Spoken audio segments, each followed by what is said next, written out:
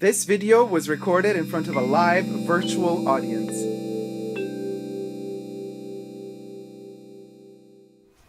Hi everybody, Dacob here. Welcome back to Essentially Dacob, the Perfume Shrine. So here we get to talk perfumes, and it is the month of October, and I am all in the spooky gore. Check out, by the way, my merch, a Super Dacob Fashion Bunker merch, designed just for this Halloween limited edition, available only until October 31st. But we are talking Halloween and fragrances, and how do we do that? Haha! This video, we're going to be talking top 10 slasher movie character perfumes. What does this mean? We're going to be talking 10 characters, top 10 slasher characters, at least top 10 in my opinion, and what do they smell like in terms of what perfumes do they wear. Obviously, I envision a lot of these characters to be very stinky, not washing themselves much, but then again, who knows? Maybe in the privacy of their own homes or lairs or mud packs or wherever they live or caves, they might just be the cleanest people ever. You don't know. But if they're going on a date night, on a killer date out, haha, pun intended, what would they be wearing? Or even more nuanced, my reasoning behind the choices that I made is the psychology. The psychology of these slasher characters from their movies, mirroring the psychology structure the olfactory psychology structure of the fragrance. Now, I know this is like a lot, but bear with me. Every perfume tells a story. Every perfume has its own psychological construction. At least for me, it does. In particular for horror movies and slasher movies, those quirky, over-the-top slasher characters or killer or maniacs, they also have their own, obviously, very hardcore psychology, very, very heavy psychology. Perfumes have a heavy psychology. The scent is overpowering. You smell perfume. Coco Chanel always said, first you smell the perfume come in and then you see the person. Same applies to slasher movies and slasher characters. They are like a perfume. To me, this is one of the reasons why I love horror movies, by the way. A little tidbit about myself. Horror movies, to me, are the closest depiction of a visionary mood board for a fragrance. Because fragrances, when you spray them on, you smell them the first time, they explode on your skin and in your nose, and they overwhelm you. It's like they slash you. And it's a similar experience happens to me every time I watch particular scary movies. Horror, slasher, thriller. So, just to explain to you the psychology and the logic behind this portrait of 10 slashers. The perfume portrait of 10 slashers, 10 slasher characters. Subscribe to my channel here on YouTube if you haven't already and you're liking this content. Thumb up this video. And you can also follow me on my main Super Dacob channel, where we live stream every Saturday and where most of the videos that you get to see on Essentially Dacob actually get recorded live in front of a virtual audience. And you can partake in the conversation every Saturday during the live streams. Everyone's invited. And so thank you to all my co-viewers and co-reviewers who are right now in the chats on the sidebar here. Any guesses to which 10 perfumes are going to be portrayed here? Of course, I can ask this now because we're live. Portrait of a Slasher by Frederick Mal, says Jack Dean. Yeah, Madonna would love her Portrait of a Lady to be featured. Will it be? Let's see. But for those of you who are watching this video after it's been filmed, of course, you can play the guessing game as well. But I would also love to know from you, if you are into horror movies and slashers and Halloween, let me know in the comment section down below what would be your perfume for which slasher character / killer or maniac. Mostly fiction. I mean, if you want to give a real, this is more about movies, it's more about fiction, it's more about playing the game. I didn't really want to take it to an extra gore level and kind of give real serial killers and murderers like perfumes. That's a whole other can of worms. We're staying in a safe bubble of just movies and just fiction. For now, at least. Let me know in the comment section down below if we should also do a top 10 or a top 5 of real life lunatics and which perfume do we think they would wear. Okay, so the first one I'm going to actually blend them in for those of you who don't know these characters. I'm going to give you a little help. So I'm going to move to the side and I'm going to blend in the first one. So, of course, these are my favorite characters from horror movies and slashers. We got Jason Voorhees from Friday the 13th. Now, for those of you who follow my channel, you might already suspect which perfume I'm going to give this this cute little fella, a face only a mother could love. If you know, you know. Obviously, I do connect Jason to his mother. Spoiler alert, in the first movie, actually, Jason, well, he attacks, but he don't kill yet. At the end of the movie, he attacks, but we don't know. But it's the mother. It's the mother. It's always the mother. So anyway, this is Jason Voorhees, you guys. Yop, pour femme. For women, I always say fragrances are unisex. They know no gender. Is he wearing this one or his mom? If it's part 1, it's his mom. But from part 2 onwards, you best believe... Hold on, is it going to focus? No. Oh, it's still recording though. So his mom is definitely going to wear Yop pour femme, but more than his mom, from part 2 onwards, actually he gets his mask in part 3. He wears a hood in part, well, not a hood, like a sack of potatoes on his head in part 2. In part 3, Jason finally transforms into the hockey mask killer. So, oh yeah, scary, scary perfume. 80s, an 80s fragrance. Yop has a slasher vibe to it. Very slasher vibe. This perfume has something discomforting about it. So Unique Rivera says, Jason smells like Red Door by Elizabeth Arden because it's what his mom wears. Oh my God. Kimberly says, he's wearing Daisy by Marc Jacobs. Marcus says, can you review? No, not right now. Next, so that's Jason. Yop, pour femme. Yop, for women, by Wolfgang Yop. The second slasher killer is my boy Freddy Krueger. Yes, because he's French. No, he's not. Freddy Krueger. Freddy Krueger from A Nightmare on Elm Street. Freddy has a particular way with words, but mostly with his little fingerlets, his little glovelets with the knifelets, how he cuts the people, right? Now, there's no perfume that matches Freddy better. You're gonna laugh, but Aromatics Elixir. I thought about this for a whole week, you guys. I've been thinking about these characters and which perfumes they would wear. Now, this guy pops up in your dreams, and he's a slasher in the dream. He kills you in your dreams. Listen, Aromatics Elixir is a slasher of a perfume. It is a very, very, very heavy chypre. It is a nightmare. There you go, the connection between Nightmare on Elm Street and Aromatics Elixir. It is a nightmare of a chypre. Granted, it's more like a nightmare happening in a forest. We don't really have scenes of Freddy in nature. He's usually kind of in his oven building. But nevertheless, here's an idea for you. New Line Cinema. Maybe make a new Nightmare on Elm Street reboot where he also attacks people in forests.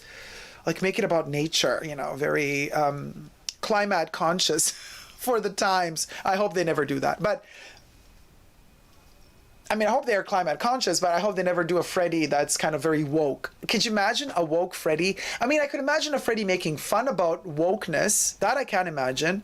But a Freddy being woke, no. So, Aromatics Elixir feels like blades of chypre cutting through you. And it's like a nightmare of a chypre in the best of ways. So I do believe that Freddy Krueger and Aromatics Elixir really go hand in hand. Rara says, Freddy smells fabulous. Jack says, I love it. You nailed it for Freddy, says Rhonda. Thank you so much. Now, moving on to the third one. Here we're getting a little bit more almost serious because he could have existed, right? Hannibal the Cannibal from Silence of the Lambs. Dr. Hannibal Lecter. Oh boy.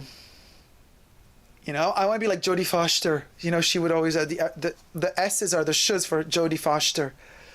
So Jodie Foster was a bit scared of Hannibal Lecter, Dr. Hannibal the Cannibal.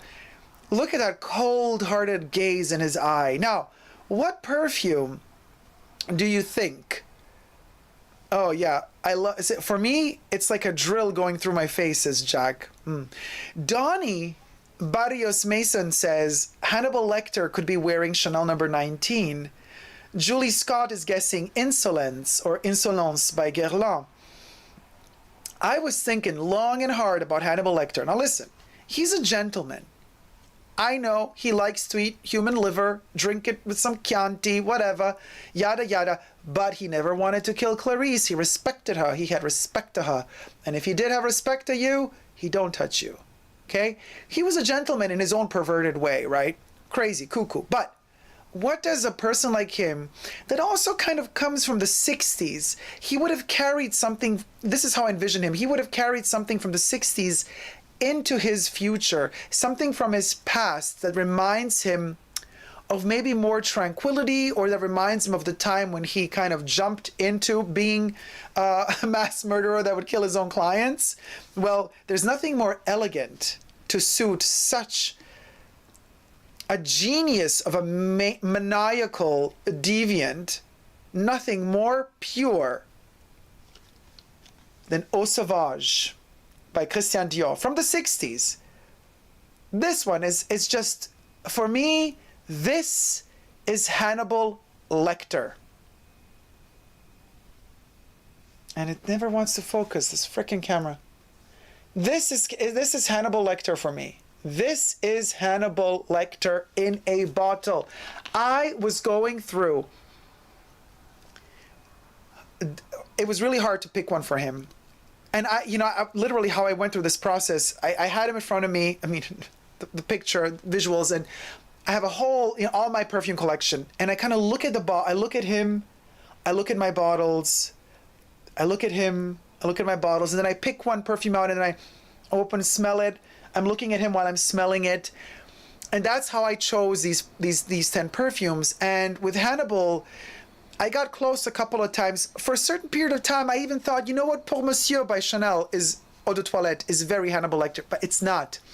Because Pour Monsieur lacks a certain cold frigidity that this one has. This one, Eau Sauvage, has something so cold-hearted in it. And yet it warms up. It has character, very complex Chypre fragrance, way more complex than Pour Monsieur. Even though this one kind of tries to imitate it a little bit, it's a different perfume altogether. So this is an old school version of it, pre-reformulation, in a plastic flask for travel purposes. Back then they would make them out of plastic if you would travel. And since Hannibal is on the run, he doesn't want anybody to catch him. He would carry a light plastic flacon of his favorite fragrance so that he can always use it when he needs to. So this is not just the scent and the perfume is perfect, but also the container is just perfect. Angela Kier Vlogs asks, does it smell nice? Yes. Eau Sauvage, the eau de parfum, it's divine. It's a very, very, very elegant gentleman fougere that is not overpowering.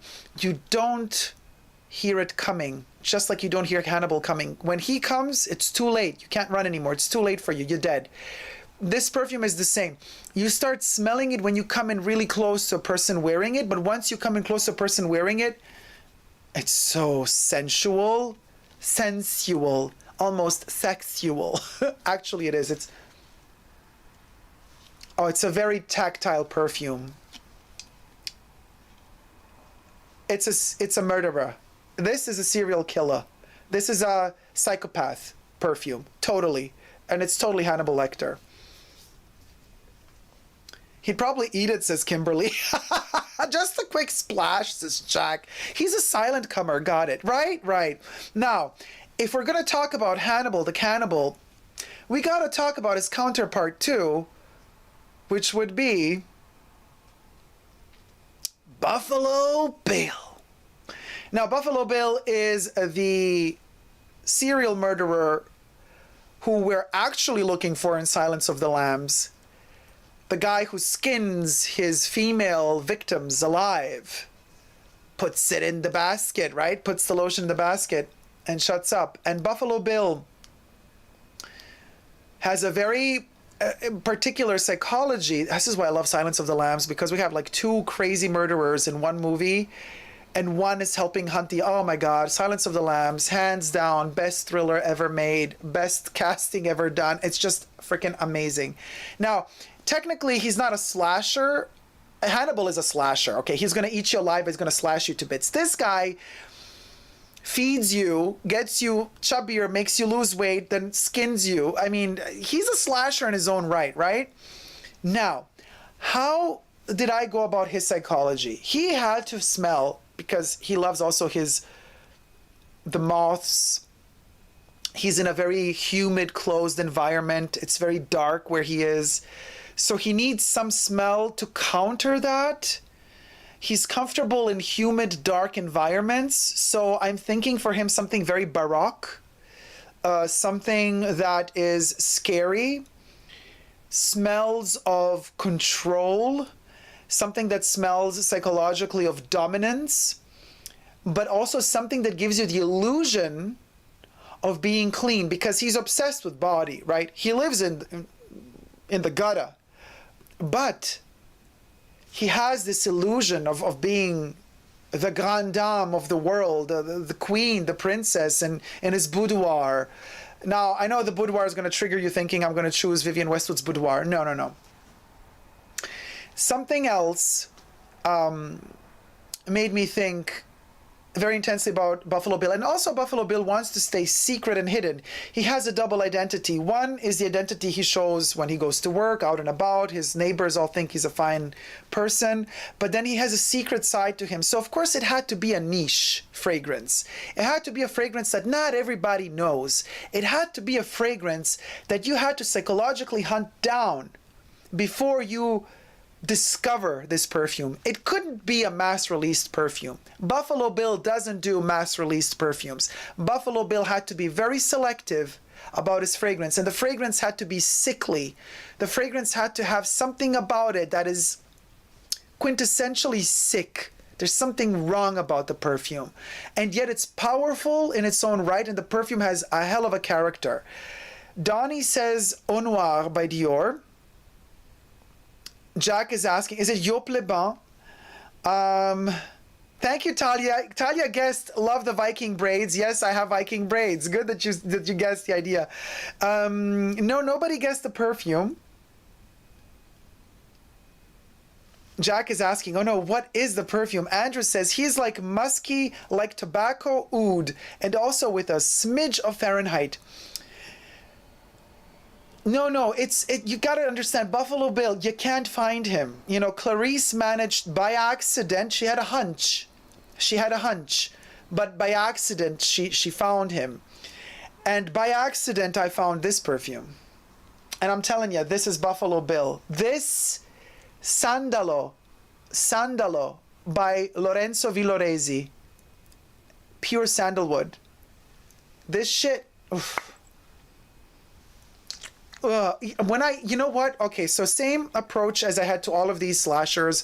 I had all my perfumes in front of me. And I look at the bottle, look at him, look at the bottles, look at him. Then I pick up a perfume. I smell the perfume while I look at him. Oh my God, look, I got goosebumps all over my body. This perfume, when I smell this, while I'm looking at him, it creeps me out in a way I cannot tell you. This is his perfume. Hands down, nothing else tells the story of Buffalo Bill more than Sandalo by Lorenzo Villoresi. It's niche, it's something that everybody knows. If you know, you know. Just like his victims, when you know, it's too late. Same applies with this. Oh, Jack, what's the name of the maker? Lorenzo Villoresi. I'm going to try to... The camera doesn't want to... It kind of focuses only in the center of the screen, but let me... You see it, guys? Lorenzo Villoresi. Oh, there you have it. Sandalo. This perfume is amazing, but hold on, let me go back to, I gotta start all over again with the photos. Let's skip, there you go. Now, Buffalo Bill. If you smell this perfume and you never thought about Buffalo Bill before, you're good to go. But now that I've connected the dots, I will never ever again in my life be able to smell this perfume without getting shivers all over my body, because it's him. This is him. It's him. Ugh. Okay. Anyway, ugh. Moving on. Like, it's so scary, it feels real. Okay, so, okay, now, because this is so freaking scary, let's kind of step it up a notch and be all happy for a moment here. It's still creepy, but let's go to the next slasher. Tiffany! Now, I wanted more women in this selection, but kind of slasher movies, it's usually the guys who are all creepy, cuckoo, and crazy, but I wanted to at least have one fictitious female crazy character in here, and I found Tiffany and Chucky's Bride, or Bride of Chucky. So Tiffany is very fascinating. Okay, Jack says, got it with Lorenzo Villoresi, very fascinating. Jay says, it gives you the illusion of being clean. The French in the 17th century would love it, right, Jay? It gives you only the illusion of being clean, exactly. So, okay, Julie Scott says, Clinique happy for Tiffany. Now, Tiffany's a killer. She's a natural-born killer. She would do anything for Chucky. She loves Chucky, right? And look at her here. She's so cute, but it's the eyes. It's, for me, what made me select Tiffany's perfume, it's the makeup around her eyes, and it's those cold-hearted ice blue, like almost gray-green ice blue eyes. You know she won't blink. She'll kill you without even blinking. And yet she has a sense of style. Albeit 90s kind of grungy type of style, but she has a very particular look about her. The 30s, you know, the plucked eyebrows to look like a 30s diva. It's like a Marlene Dietrich with a Marilyn Monroe moment there going on as well. So she's a blend of different things. She's a diva. She's a killer diva. She's a femme fatale. What is a killer diva femme fatale wear? She wants to be smelt. She wants you to be the last thing she wants you to be the last thing you smell before you die, before she kills you. And there's no other perfume for her to give a lasting impression than... No, Andrew, not Cuir de Russie with Coco Noir, no. Fracas. Listen, hands down, this is the femme fatale. This is Tiffany. Tiffany wears Fracas by Robert Piguet. This dark, scary, moody tuberose. That's Tiffany. Yeah, Rara. Fracas. Yes. Fracas. That's Tiffany. Yep. I smell it while I look at her. Oh, it clicked. It totally clicked. Even the bottle matches her color, says Jack. Yeah, it does. It's actually her makeup is literally in the bottle. Gorgeous. I knew it, says Rara. Gorgeous. Wait a minute, Rara. You guessed Fracas? No, you said Fracas after I showed it. Fracas is an attack perfume, says KP. Right? Yes, it's an it is an attack perfume. Oh, it's amazing. So Tiffany and Fracas, they go hand in hand. Or Rara, did you write Fracas before you heard me say it? So in that case, you guessed. Ain't she more low rent than that? No, she's not, Kimberly. But also Fracas is not that expensive anymore. Andrew says, also maybe Poison for Tiffany with a leathery synthetic Tom Ford perfume. No, it's Fracas because this one is cold. Poison has a certain warmth in it. This one has no warmth. This is a cold-blooded killer with pizzazz. Oh, Rara said, no, I said Fracas just before you said it. I knew it's a tuberose. Rara, congratulations, you guessed. Well, if we're going to talk about Tiffany... Oh, wait, Mo S says, if Trisha Paytas and Pamela Anderson had a baby... If Trisha Paytas and Pamela Anderson had a baby, it would be Tiff. That's a fabulous baby. Oh, look at those nails. It looks like her nail polish is Rouge Noir by Chanel. She's very well put together, you guys. Don't think that she's low. Somebody said like, oh, you know, Tiffany's like low quiche, you know. No. Low rent, Kimberly says. Tiffany's not low rent. She knows where the good stuff's at, and she kills you for it. Now, if we're gonna talk about Tiff, I guess we also have to talk about the counterpart, the good guy. Who's the good guy? Ah, there he is. Hello, Chuckalicious. Now, this is, of course, the good guy's Chucky before he became the scarred Chucky that we know from Bride of Chucky, but it's our Chucky. Now, I don't know. This photo. Yeah, it's just a photo. Let's make it more real. Hold on. You know what? Let me just take you. Let's bring in the real guy. Hey, Chucky. Look, dude, it's you. It's you in the movie, and this is you now. It's the same hair color, it's just that here we're overlit, and he's a little bit more darker there. But when I see him in real life, it's the same orange. And so, Chucky, you're all over the place with your hair, so am I, right? Chucky, what perfume is your favorite perfume, Chucky? What do you guys think? Now, there is the version of Chucky as a scarred Chucky from Bride of Chucky when he's all like, scarred. But I opted for the scarred Chucky, psychology again. The scarred Chucky in Bride of Chucky, he is completely crazy. And you see it. There's no more mask. He's a killer, and there's no hiding it. He looks like a demon. But I'm more fascinated by good guys Chucky because the demon is inside of him. He's mean. He's really mean, but he looks super cute and nice. So there's that duality of something hiding inside something else, which fascinates me very much. So that's why I picked, I'm not saying I prefer this Chucky doll to the scarred. I love them both to bits. I love them both the same. But just for the sake of this perfume, I thought it's maybe psychologically more interesting to choose a perfume for this version of Chucky because he's a little bit more layered and textured and a bit more, it's scary because he's like smiling, like, hi, everything's fine, while he's stabbing you. So that's why I thought also as a playful kind of twist, it's like he found this in the factory where he was created, and we went for Moschino. This is not a toy Moschino perfume. This is not a Moschino toy perfume because the even in the name of the perfume, this is not a toy, it's a killer. This is not a toy, it's actually, you chop off his head. Chucky loves to decapitate people, so he just chops off the head, and inside is a perfume. And let me tell you, the kind of artificiality of the smell of this perfume is very much Child's Play. Child's Play being the movie and also Chucky. It's very much the smell of the good guy. Julie Scott says perfect. I'm telling you, I thought about this I've been working on these perfume videos a long time. Like I put in my whole heart, soul, all my love for Halloween and horror. I put it into these videos. This makes me so happy to make these videos. I can't even tell you guys. So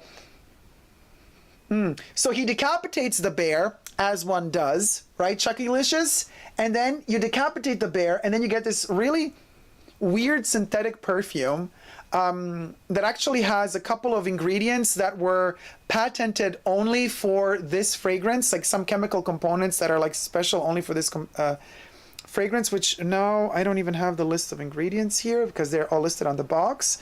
But it is a wonderful perfume, scary perfume, but wonderful perfume, and I love it. It's just the most gorgeous. Moschino nailed it with this one. It came out in 2014/2015, and still to this day, I think from the modern day fragrances, this is the best. This is the best bottle design made, really. And it's hiding something inside of itself, but it's also telling you this is not a toy. Be careful. It's like this guy's telling you, good guys. It's almost as if we know. It says this is not a good guy.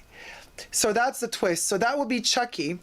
It makes me happy too. It's fun, says Rara. Oh, thank you. I'm so happy you're enjoying these videos. So Julie said it's perfect. That works so well, says Jagdeen. Andrew says, still cringing from when he dropped that lamp on a couple making love and they exploded in blood. Oh, we just love our Chucky, don't we? Creepy but fun, says Rara. Elodie says, brilliant. So Chucky, thank you so much. You're such a sweetheart. I'm going to put you down. I'm going to put you down before he puts you down.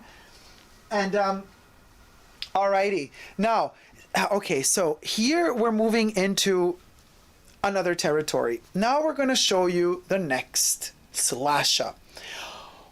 Okay, so here I was thinking, psychologically speaking, it's...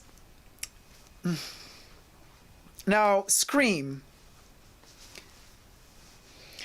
We know that it's not one killer. It's potentially a lot of different people. We still don't know who really the killer is, and they're making Scream 5 right now. Oh, by the way, they're also making Chucky the series. It's coming out.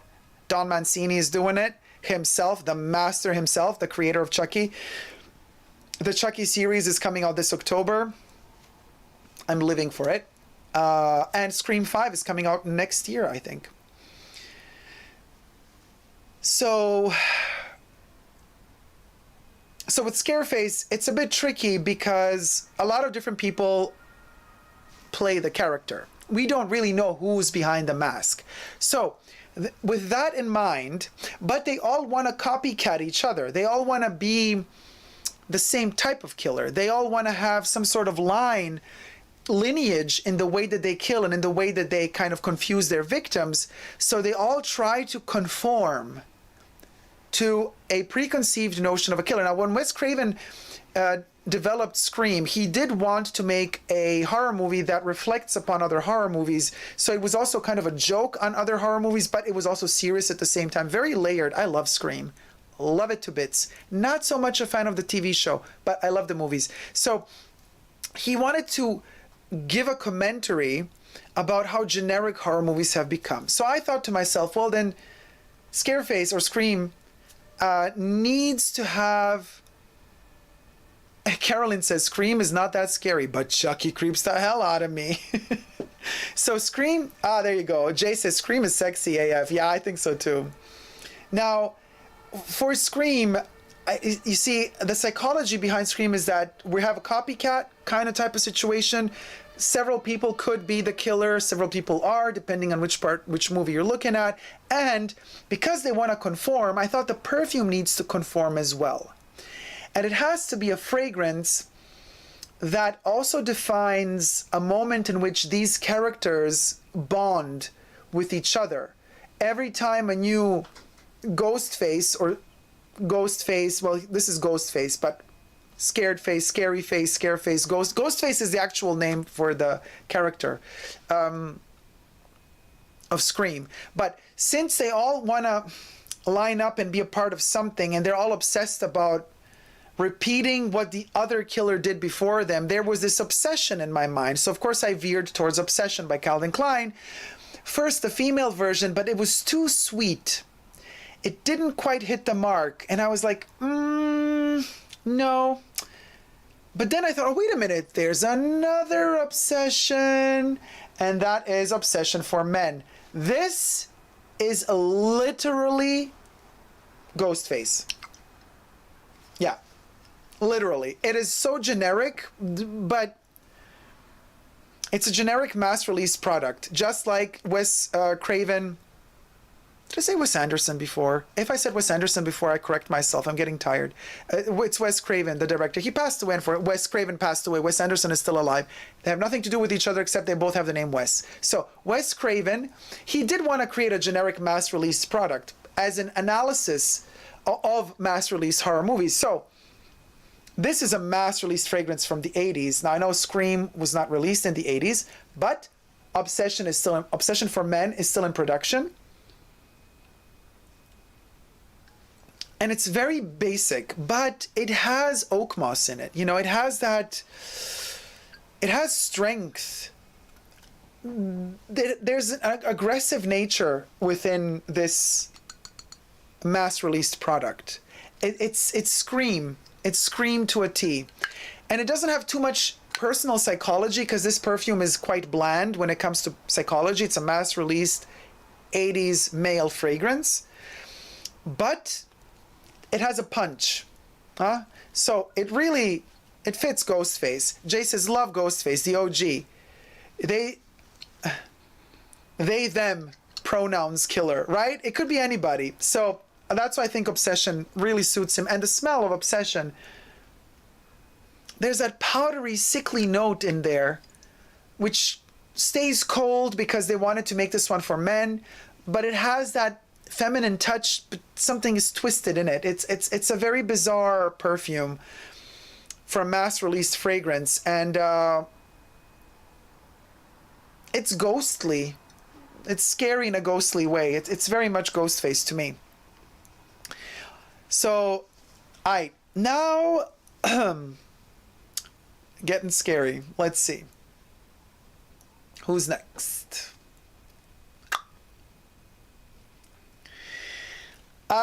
So we got Leatherface, Texas Chainsaw Massacre. Now, for Texas Chainsaw Massacre, Leatherface is scary. It's a little bit of a Buffalo Bill situation here. This is also human skin used as a mask. I knew immediately what perfume would go well with with this little piece of nasty work. And let me see if there's any guesses. Oh, Kimberly says perfect about Obsession for Men for Scream. Yes, Jam. Yes. John. Okay, Donnie says I think Cuir de Russie. Because it's Russian leather. Yeah, I get it. But the smell, the name might be because it's leather. There's leather in it and stuff. But the smell of it doesn't really know. But you're very close in terms of it's a Chanel. It's definitely a Chanel. This could be a Chanel ad for Anteos. I'm telling you, there's something leatherly sickly about this one because it has that honey. It's a very abrasive, aggressive honey in here that is like a chainsaw. It's in perfumery, honey can go very chainsaw-y. It can like literally rip through your nose. It can chainsaw through your nose. And Anteos has that. It's very Leatherface. If Leatherface were clean.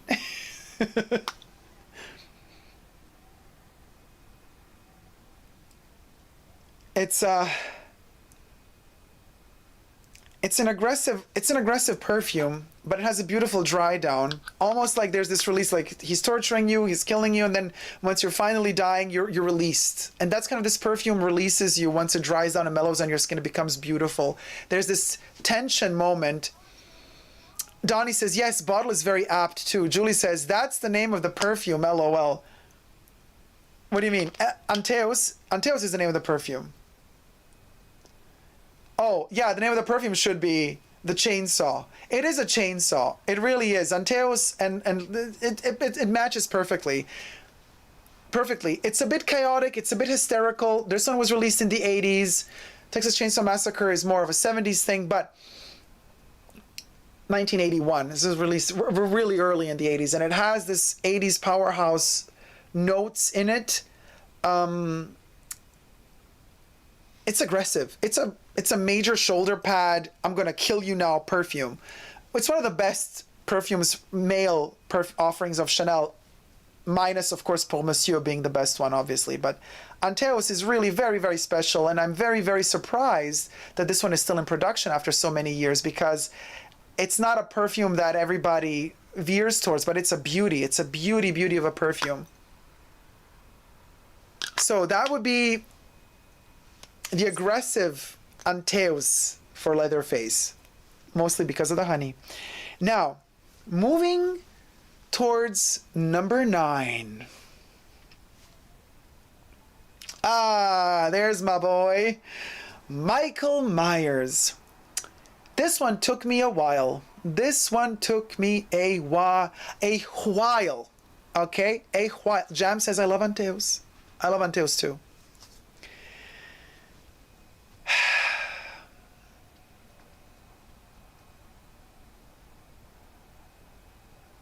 Yes, Kira, Halloween Kills coming out October 15th.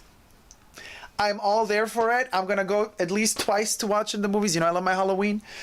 Every single rendition of, except for Rob Zombie, the 2 Halloweens, not a fan. But from John Carpenter onwards, and Mr. Green's rendition of Halloween, Halloween Kills, and I'm looking forward to Halloween Ends, which is coming out in a year or 2. But I chose specifically the photo of Michael Myers from John Carpenter's 1978 first Halloween movie. This should be John Castle the actor, dressed up as Michael in this scene. I think it's John. And on the banister, on the staircase, on the banister. And there's something so cold-hearted about him. I had a lot of problems because, you know, I love Michael Myers so much. He's like, together with the Chucky franchise, the Halloween franchise is my favorite horror franchise. So I had to think a lot about Michael Myers. He's a cold-blooded killer. He is a symbol of death, literally, the modern-day symbol of death in worker clothes. He is the modern depiction of death. The ancient depiction of death would be a skeleton with the sky. Actually, a little bit like this here. We got this little...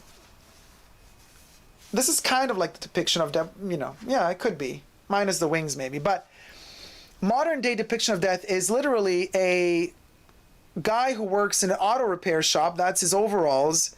He has an emotionless mask, shows absolutely no remorse, shows no fear, shows no anger, no hate. He doesn't hate. There's no rage, even though they say in the movie that there's rage in him. But he just has the black behind his eyes. He's like death. When he comes, he takes. Done. He doesn't run. Never aggressive. Well, I mean, he kills, but he never runs after his victims. He just keeps walking at the same pace, keeps it cool, calm, and collected, and just slashes you to bits. Done. Moving on. Let's kill the next person. And he appears on Halloween, right? Now, Angela Kier says, I hope he smells good. He does smell really good. At first I thought, oh, this is carnal flower. But then I thought, no, he can't be carnal flower because carnal flower is carnal. There's passion in there. As cold as that tuberose is, there's too much passion in carnal flower. He can't be carnal flower. He needed to be something cold, calculated, methodical, and yet simple. Repetitive, like a, you know, like a rhythm without any emotion. It's just like tuck, tuck, tuck, tuck. No anger, no emotions, just death coming to get you. And then it hit me. I was smelling all my perfumes just like I did for the others. And then at once I lifted this one, smelt it, and I was like, yeah, that's Michael. That's Michael. To a T.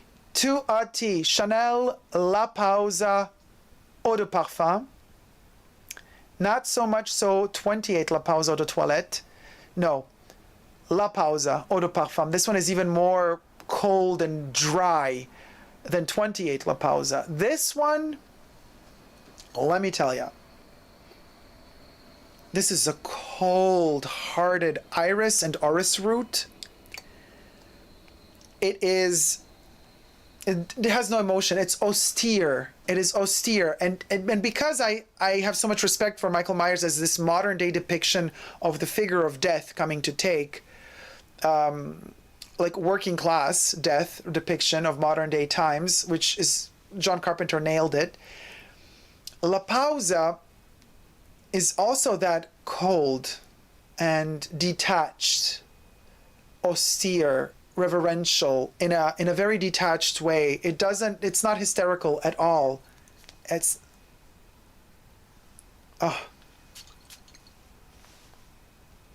yeah, man, this is Michael Myers. It even smells as cold as him. It has that, it almost smells like a knife blade. You know, he's famous for his knife. It has that metallic knife blade touch to it. His overalls are always so dusty looking and dark, and there's dustiness in here, which is kind of what you perceive as powdery because there's the iris, but it's very dusty, the smell of La Pausa. It's a wonderful, beautiful perfume. It just takes a lot of time to discover this. If you're looking at the entire Les Exclusives range, La Pausa and Bel Respiro are probably going to be the last two you discover. And La Pausa is going to be the last, if at all, La Pausa is going to be the last one you fall in love with, because it's just that difficult. And because there's no emotions in here.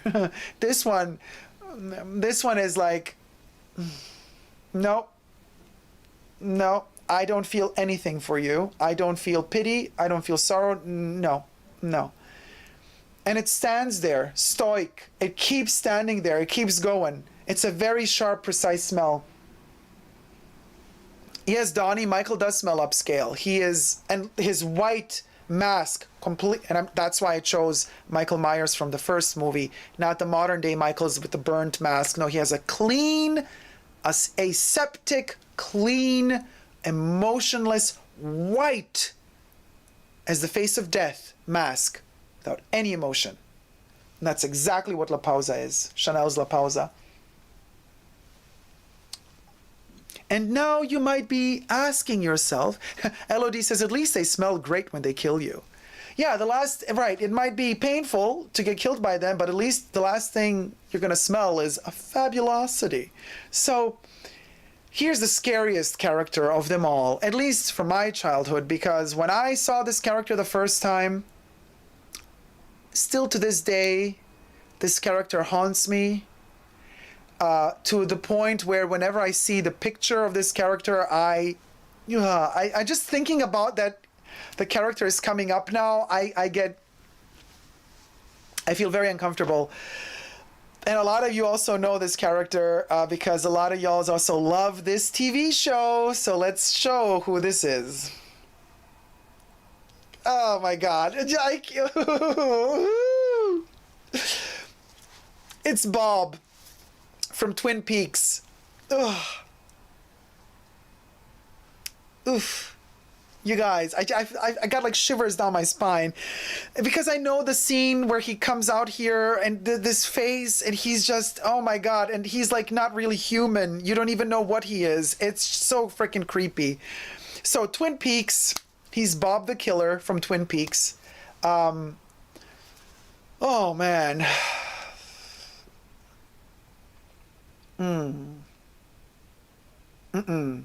Yeah, Jack Dean. Hi, Bob. Big smile. Yeah, when Bob laughs and smiles, they say everybody run. Because when he's in a mood to smile, you better run. Because, Angela Kier says he scares me too. Yeah, he is just, Anyway, of course, Bob, the killer, is from Twin Peaks. And amongst the many places he lives, well, he lives in the Black Lodge. And you can find him often roaming about the Red Room within the Black Lodge. And to access the Black Lodge, well, there's several accesses to the Black Lodge, as we found out in Twin Peaks Season 3. But the famous, from Season 1/2, the famous access to the Black Lodge is always, I mean, you've guessed it, guys. Who knows, knows. You know what perfume is coming now, right? You know Bob's perfume, don't you? You know Bob's perfume. Now, there is, okay. The access to the Black Lodge is underneath the sycamore trees. The sycamore trees are the access to the Black Lodge. Of course, we got Chanel's sycamore for Bob. Eau de toilette. Only the eau de toilette, not the eau de parfum. The eau de parfum doesn't smell at all like the eau de toilette. The eau de toilette is a cold, wet, scary, humid vetiver. You smell the earth on this one. The eau de toilette, you smell the soil. You smell the black soil from which they pulled out the vetiver root. It's a scary fragrance, so much so that it inspired me to make a whole series of short films dedicated to sycamore. I called it Inside Sycamore. A couple of years ago, you might still be able to see it on YouTube. And it is my vision of hunting for the entrance to the Black Lodge. In that kind of series of short films, I was kind of looking for the access to the Black Lodge in a very symbolic way through short films, very artistic short movies. And Sycamore is Bob. Oh, okay, yeah, I love this perfume to bits. Wait, I have La Pausa here. Let me put Sycamore on this side. Oh yeah. We're in the woods. This is a very woodsy fragrance. We're in the woods. Dark, dark, dark woods. And there's this wet black soil which we encounter underneath the sycamore trees, which is the entrance to the Black Lodge. Now, I do know that Matriarch Perfumes made a Twin Peaks set of fragrances dedicated to Twin Peaks. And there is a Black Lodge among them, or Fire Walk with Me also, but that is a perfume for the Black Lodge. And it really smells scary, that perfume. But I was not looking for the Black Lodge smell. I was looking for the perfume for Bob. Inside the Black Lodge, Bob wears sycamore. Ooh. Ooh. Yeah. So that's basically it. Okay, Bob, done with you. Thank you. Bye. Ooh. So those were my top 10 slasher/horror movie characters and what perfumes I think they would wear from a psychological standpoint. I hope you've enjoyed this video, and I hope you're going to have the most wonderfully scented nightmares ever. Now, we are in the Halloween season. Don't forget, you could get your Super Dacob Halloween merch, the fashion bunker mirroring the light, the agony of life of human beings. Available now only until October 31st on www.superdacob.com or on Amazon. In a plethora of colors available on Amazon, might I say. Wonderful selection, says Jack Dean. Thank you so much, Jack. Angela Kier says, I enjoyed it. Thank you so much. Jack says, I guess none of them. I mean, well, now you know. Just tried a sample of the new Mugler Aliences page. Page says, just tried a sample of the new Mugler Alien Goddess fragrance. It is so sickly sweet. Definitely giving me bathtub ghost from The Shining vibes. Ew, that's a good one. But that's a ghost, not a killer, so it doesn't qualify for this slasher thing. Your braid is like Amish glamour. Thank you. I was going more for Viking, but I'll take Amish. I'll go for Amish any day. Oh my gosh, wearing Michael Myers on one hand and Bob on the other. Oh, the glamour, the horror glamour of it all. Anyway, very entertaining one, says Donnie. Thank you so much. I'm glad you enjoyed it. I mean, you know, it's always good to have a fun moment together. And I think these lists of perfumes, you know, there's only so much you could do, but you can reinvent things and you can make them much more fun. And when you add psychology to the perfume choices you make, oh boy, then you open up a whole other world of possibilities, and it's a lot of fun. It's a lot of fun to play with perfumes in terms of storytelling and psychology. You know, who smells the best, asks Angela Kier. Well, I'll leave that to you because I like all of them. Although, you be the judge, you know. Which killer do you think would wear Lulu? Asks Jay. Which killer would wear Lulu?